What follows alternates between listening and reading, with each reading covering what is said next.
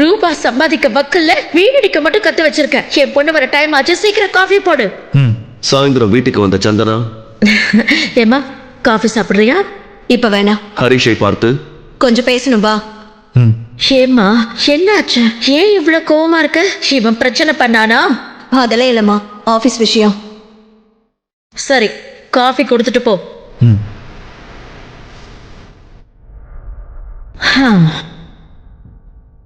தன்னுடைய அறையில் கோபமாக நின்று கொண்டிருந்த சந்தனாவை பார்த்த ஹரிஷ் கதவை மூடிவிட்டு அமைதி காத்தான்.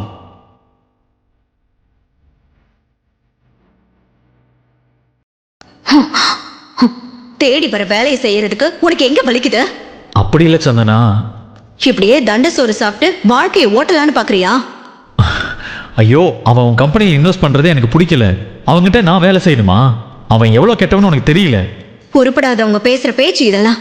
ஒரு பெரிய கம்பெனியை நடத்துறது எவ்வளவு கஷ்டம்னு தெரியுமா? அதெல்லாம் உனக்கு எங்க தெரிய போகுது? அப்படி இல்லை சந்தனா. போதும் என்று கை காட்டிய சந்தனா, என் கம்பெனியை நம்பி இருக்கிறவங்களையெல்லாம் நான் நடு ரோட்ல விட முடியாது.